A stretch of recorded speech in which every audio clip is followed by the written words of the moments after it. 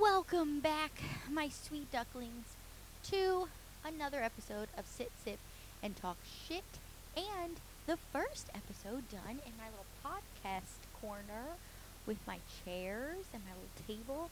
Look, we even got a little podcast Christmas tree. It's pink with black ornaments and naturally a gold sparkly crown up top. We love her. She's cute. She's perfect. But I was like, oh, now that we got the new podcast set up, we absolutely have to record.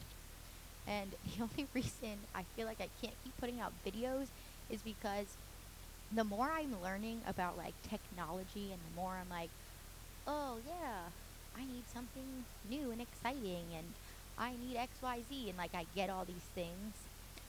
I um realize I know nothing about technology. For a millennial who grew up in, like, I'm older than Google. Like, that's wild. But, like, as a millennial who grew up with the internet, like, new things came out, you learned about it. I just don't understand why I have absolutely no understanding of technology. But I guess that also isn't that surprising. But, yeah, so I got this camera and I did a couple of episodes with the camera and realized my issue isn't with the camera. I think I've got it down. I think I figured out how to get the camera to work. I figured out my little setup. Like, you don't want to see what's going on behind the camera. It's a mess back there. I figured out like how to get the podcast settings to fit in my little apartment. But like, I got all that. I figured out how to hook the camera up to the computer, sort of. Nope, I'm already misspeaking. I figured out how to get the camera hooked up to my interface to get like the audio. Shout out to Kyle for helping me with that. But like, I get all that figured out only to get to the computer portion and realize my computer is so old. Like, this is the same computer I've been rocking with since 2015. And we're going into 2025. Like, this computer is old. It is old as hell. It has seen better days. I don't even know. Like, this computer is so old. Whatever new, like, iOS system or whatever is, like, rolling on this computer, I can't even get on my computer. That's how old this computer is. But a new computer is, like, $1,200. And, if you're great with your money and you have an extra $1,200 sitting around, that's awesome. I'm taking donations. But I'm not that person. And so I started doing this and I would try to get the videos to upload, but I was struggling to get the videos to upload because my computer's so old and it doesn't have enough storage that I couldn't get the video. It's a whole thing. It's a whole fucking thing. So, right now we're trying to save for a new computer and we will get there. We'll totally get there. I believe it. And once I've got all the updated technologies, I swear we'll be rocking and rolling. And hopefully you are actually watching this on video, which means I did figure out a way to get it onto video. Oh, and then apparently, so like my camera that I got it hooks up directly to my phone. And I think for a second there, I tried to upload the videos from my phone. I don't even know. I'm not really sure what I was doing. What I genuinely need in my life is someone who can do all of this technology stuff for me. Damien, if you're listening, please move back to Nashville. I'm begging you. Because it's like the blind leading the blind, having me figure this out myself. Like, honest to God, my goal for this podcast right now is just to find somebody who can do the technology portion for me. Because, sis, it ain't me. It ain't me. I told my friends I was going to make a drink, but we all know I don't really drink alcohol anymore. So, this is just cranberry ginger ale in my rainbow cup, which I bought this for myself 2 years ago when I threw my rainbow party for my birthday. And, yeah. I bought this for myself when I threw my rainbow party for my birthday. And it was like, it was a rainbow theme. And everyone had to come dressed in a color of the rainbow. And it was actually a lot of fun. I wore a sequin rainbow dress. I don't really remember much of that night. I ordered a bunch of pizza and I don't think I ate a single slice.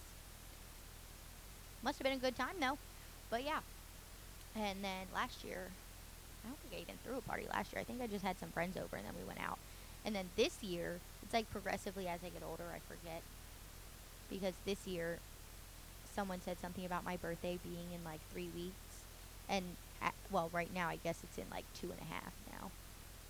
But I didn't even notice it was that close. So I think this year I'm just going to take off the day of my birthday and go get a Japanese like head massage, head spa thingy. Have you seen those on TikTok? They look so relaxing. Like, I'm excited. That's what I'm treating myself to this year. Because I'm turning 33. And 3 is my lucky number. So repeating 3 is 33. This is a big year. This is going to be my lucky year. I've already dubbed it that. And I guess I should actually maybe set my expectations low. Because the moment I say this is going to be my lucky year, watch. The universe will humble me. Like it always does. But that's totally fine. But yeah, I didn't even notice my birthday was coming up. So, like, I don't really have anything planned, and I don't plan on planning anything. So, yeah, I'm just going to wing it, hope for the best, YOLO. See y'all there. I might, if I don't give myself off on my birthday, I might keep my normal schedule and do my back-to-back days. Maybe drive to see my bestie in Savannah. That's how I'll spend my birthday. I don't really know yet.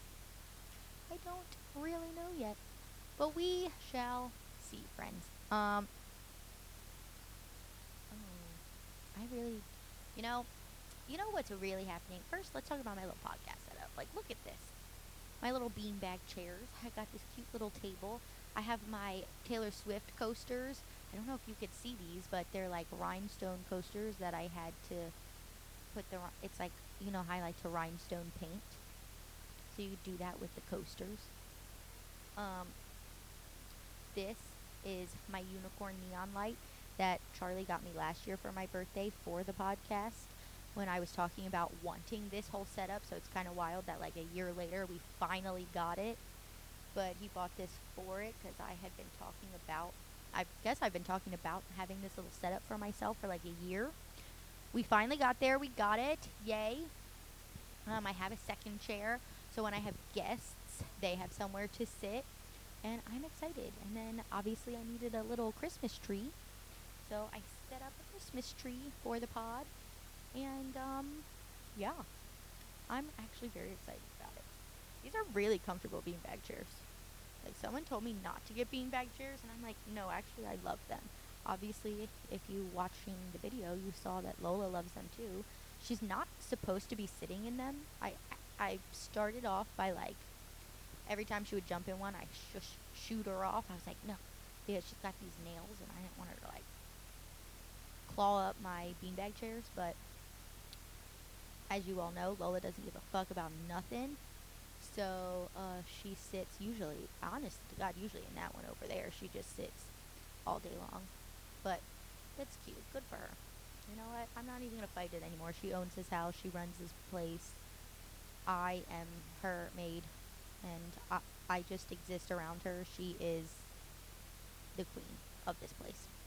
But, yeah. So, I don't know how I got on this topic, to be honest with you. But the point I was originally going to make was that, like, today I really struggled to, like, be productive. And I was, like, texting one of my friends. I don't even know why I said one of my friends. You know who he is. He's been on the podcast. I was texting Will. And I was like, oh, my gosh. Oh, my gosh. Like, I cannot find the motivation to move. I can't get out of bed. I have to record a podcast. Like, I can't be this lazy. Like, we have goals. I think I texted him and I was like, listen, sis, we've got goals. We have goals and we have dreams and we have things to do and we can't achieve those unless we fucking work for it. And I can't work for it from this bed that I'm laying in. Like, I have to get up and I have to record and I have to film and I have to make it work. I can't just sit around. And so I had to motivate myself out of my bed, which I did, obviously. And the way I did that was by turning on music and like dancing my way around my apartment. Woo! Yeah, dancing my way around my apartment because I was like, okay, you got to get your endorphins flowing. You know? Got to get them moving, flowing, going. And that's what I did. So I just danced around my apartment, obviously to Taylor Swift. And it was a good time. I did 10-minute All Too Well version, Taylor's version, and I just sang the whole entirety of the 10 minutes and belted it out with feeling so that I could motivate myself. And it worked because I poured myself a little drinky drink, remember, just cranberry ginger ale, and I set up everything. Here we go. And I sat down and here we are. Here we are. Sitting here talking shit together. What I do best. I hired a new freight coordinator at work. He's so funny. And he asked me the other day, he goes, so like, because, Charlie told him that I have a podcast called Sit, Sip, and Talk Shit. And he was like, so is that like your thing? Do you just love talking shit? And without hesitation, I looked at him and I was like, yeah, I love talking shit. Who doesn't?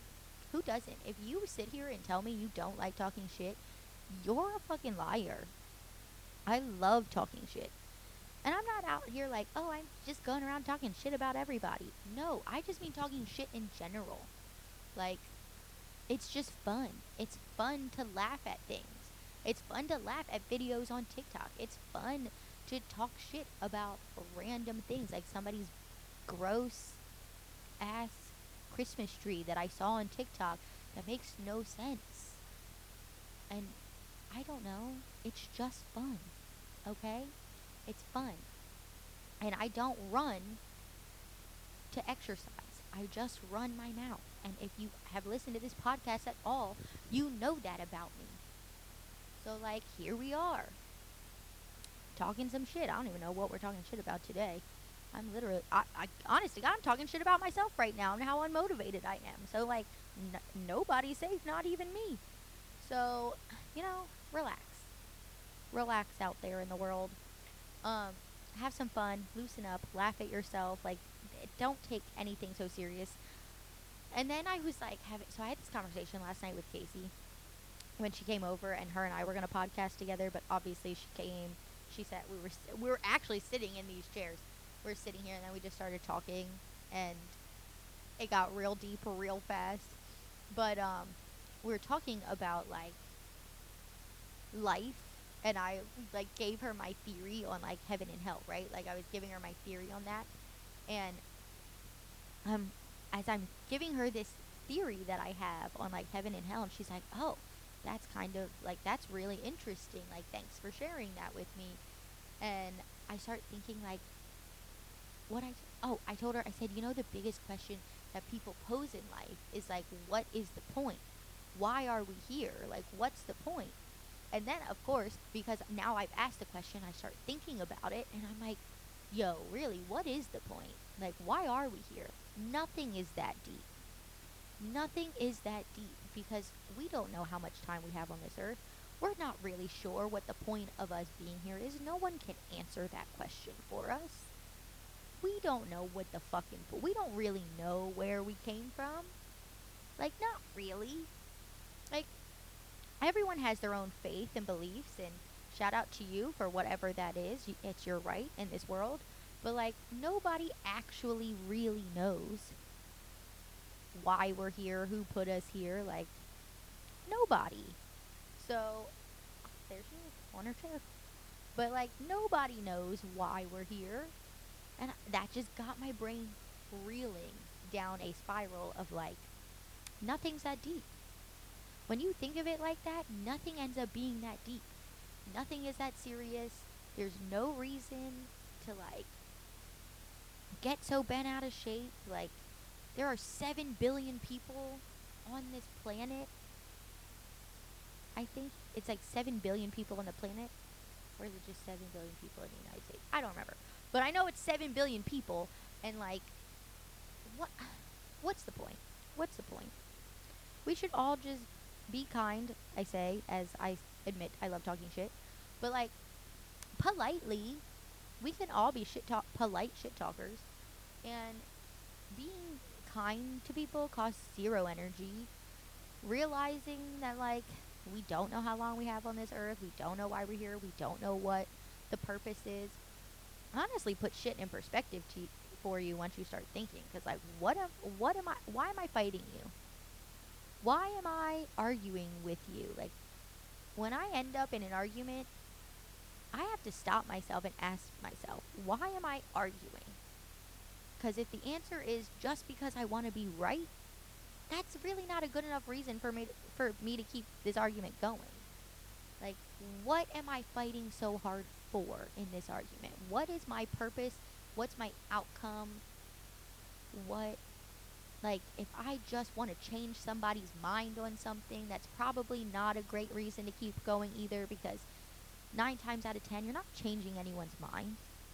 So, like, my brain obviously started spiraling from there, clearly, because I just took you on a nice little journey. But, yeah, it got me really thinking about, like, what is the real fucking point? And is there one? And we're still going to contemplate that day in and day out together. So I encourage all of you, talk shit, but be kind. Be kind, but talk shit. Or how did Taylor Swift put it? Never be so clever you forget to be kind or polite, and never be so polite you forget to be clever, like in her song Marjorie. So, like, come on. That's basically what she's saying. Talk shit, but be kind. And I said what I said. I also this week was posed with quite the question that I've been asking everybody, because this story came to my attention that apparently, okay, follow me on this one because I'm so curious what your guys' thoughts are. There was, I guess, this couple, so they've been married for like 5 years or something. They're 5 years, and I think they have like 2 or 3 kids or something. And this girl doesn't have a dad. Like, her mom had her by sperm donor, right? So they're like, I guess they're talking about like that, and the family she's married into has done like ancestry, and they were encouraging her to, like, oh, well, figure out if you have any siblings, right? This girl has 40 siblings out there. So, like, my first, like, question would be, like, which my best friend asked me, like, would you want relationships with all 40? And then I start thinking about that, like, would I? Do you want relationships with all 40? Like, do you want to know all 40 siblings? Cool. No. No, I don't, actually. 40, I've got 2 siblings, and I think that's kind of hard to keep up with. No joke. And 40, you want me to keep relationships with 40 people? I struggle to keep up with the 2 sisters I have and the maybe 3 friends total I've got. So, like, now you want me to keep up with 40 siblings? No, I don't want to know all of you. I might be the most curious about the ones who are, like, actually raised by the sperm donor. Like, interesting. Like, what was he like? Like, obviously he doesn't owe me anything because he just donated some sperm that my mom used to have me. So, like, it's not like he is well aware I'm out here. It's not like he's my dad and he, like, left me. But, like, I'd be curious about him, right? And then it goes deeper, right? So she does the ancestry thing, finds out she has 40 siblings, gets a match. She, oh my God, her father-in-law is the sperm donor. So she is married and has children with her half-brother. What the fuck? What the actual fuck? What do you do? What do you do in that scenario? I can't look at you the same. Like, I might have fallen in love with you because obviously we didn't know this about each other. Like, we don't know anything about this. Like, even when you met my family, like, my family has absolutely no idea. Like, my mom didn't lay eyes on the guy who donated sperm. She just bought sperm from a sperm bank and had a kid. So like, you know what I'm saying? It don't even make sense. So now I'm kind of like, oh shit, like this is no, there is no fault here. This is just a freak accident that I am now married to significant my significant other is my half brother. Like, that's crazy. But now that I know this, I can't have sex with you anymore. Absolutely not. Like, someone, I think so, had said to me, like, oh, I totally could. It's like I've already done it. Like, the worst has already happened. Like, we already have kids together. Might as well, like, stay together. And I was like, I don't think I could do it. Like, it's one thing when I was doing it and I didn't know, but, like, the next time we go to have sex, like, I'm going to be thinking that's my brother.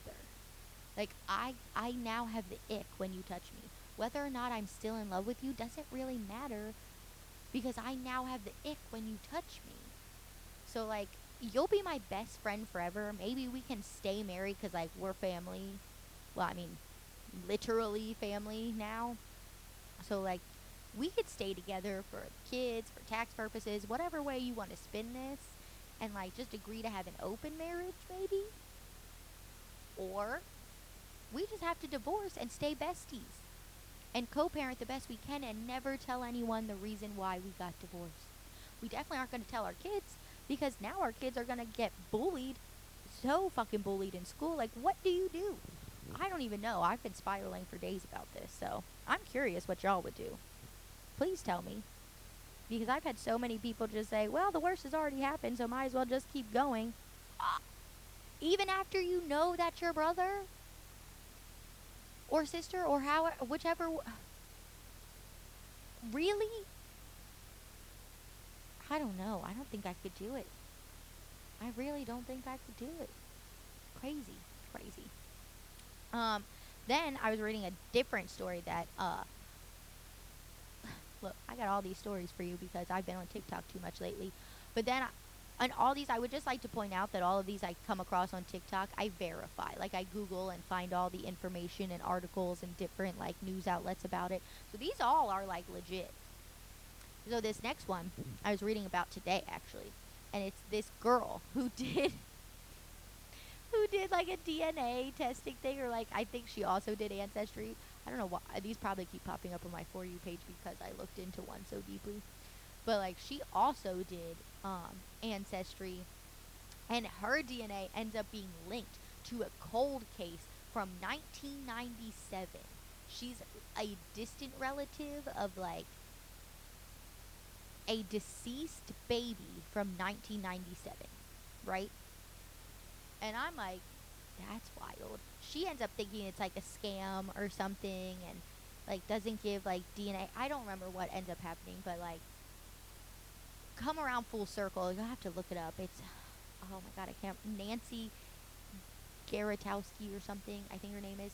But like this girl does Ancestry, some like Ancestry DNA test thing, and her DNA comes back as a match from a cold case from 1997, and comes full circle. She ends up like allowing the lab to take more DNA and like running it with this investigation because the uh the investigation the was reopened, I think, in like 2017 or 2018 because of the advancements made in DNA testing and like everyone using 23andMe and Ancestries, and like so they reopened it for like lab purposes. Like if anyone were to ever have this string of DNA, the lab would get dinged and they could reach out to the person. So that's essentially what happened. Like she did this DNA Ancestry thing.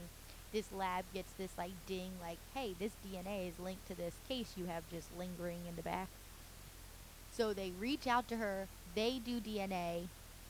She comes back as a distant relative of this baby that was found in a campground.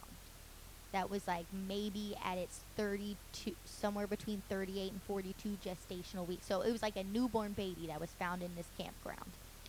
And so then her mom does DNA as well and comes back as a match to be the sister, the actual direct relative, the sister of this baby that was found. So her mom, the grandma, the original girl's grandma, this Nancy lady, is now being tried for murder because when she was 27, she gave birth in her home to this baby, drove 20 miles outside of her like hometown, leaves this baby in like some campground outhouse toilet thing, and then just goes home and lives the rest of her life. Like, this woman is now, she had this baby 27 years ago. Like, wild. And now she's been, I just thought, like, oh, you know, it, no one ever figured out it was me. I just got away with sticking my dead baby in a campground. What? I was just so mind blown by this story, all because all she did was like one of these ancestry things. And now this woman is legit on trial. Like, it's an actual trial that's happening right now. Crazy. Just crazy. That's just crazy. I mean, I don't think I will ever do an ancestry thingy-majig. I think my aunt did it once. I vaguely recall, it being, like, someone in my family doing it and someone reaching out saying, like, their dad, like, my grandfather was also their dad. I don't know, it was weird. I don't think we ever really figured out what went on there. Maybe I didn't ask questions. I don't really remember. Maybe I should. I should ask that. You know what? Next time we get good old Kenny on the pod, which will be like January 1st or 2nd, when we do our family Christmas at the cabin, I'll get him on the pod and I'm going to ask him about it. I'll get to the bottom of it for you guys. But yeah, wild. I don't think I could do it. That's like, I now have a fear around doing an ancestry DNA test. Isn't that silly? I know, I'm ridiculous. But yeah, that's been my week and the discoveries that I have come across this week. And, you know, probably disassociating because, I don't know if the rest of you guys have this. This last, like, week has finally been the first week where it's gotten a little chilly. And, I don't really like the cold. I'm not a cold weather girl.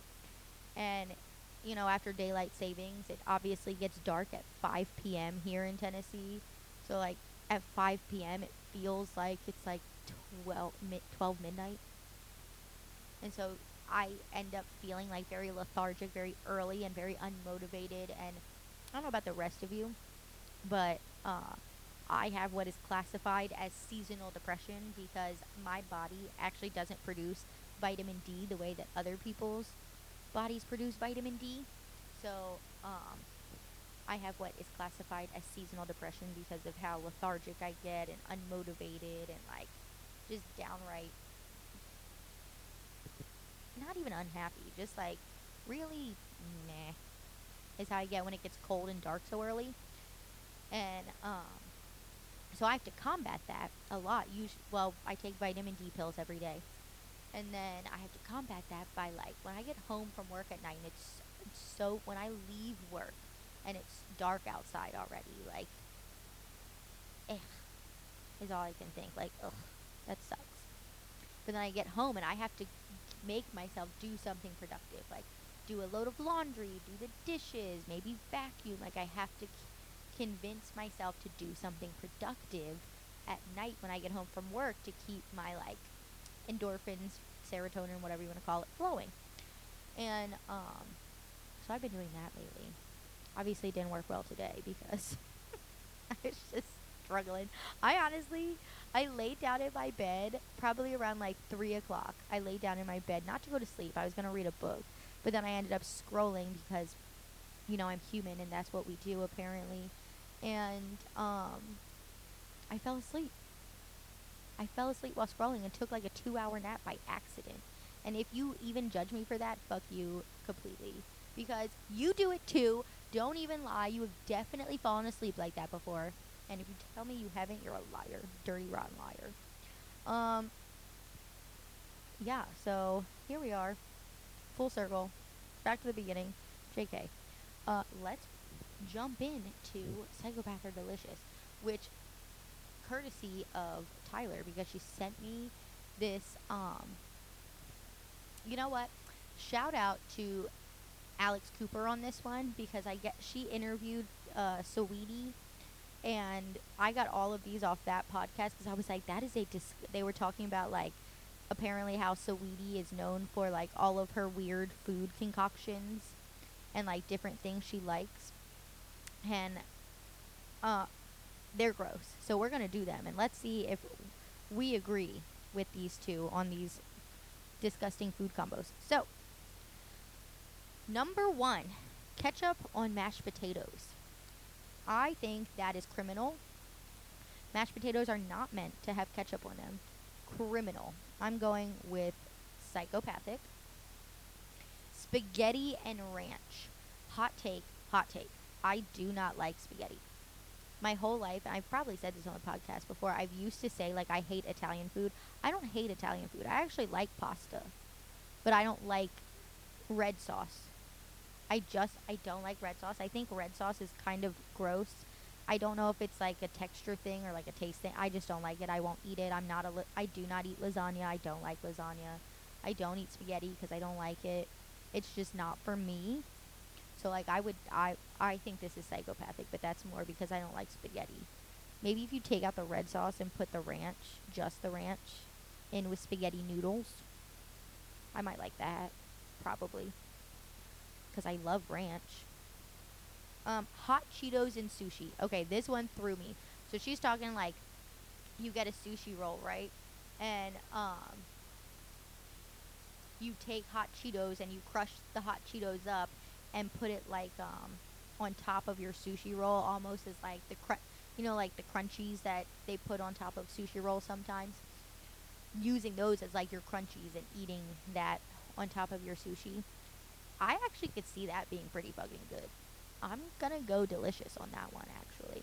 So as always, friends, you gotta head over to Instagram and vote in the series because you can also vote for what I have to try. I'm backed up on two of them. I have to try cheese and hot chocolate, and I have to try chocolate covered potato chips. Um, so let's figure out what I'm doing this week. And before we go, I wanted to say thank you. There were several of you who listened to last week's episode and reached out to me and thanked me for being so open about my sexual assault story. And some of you were very kind. And I really appreciate you. And I love you all very much.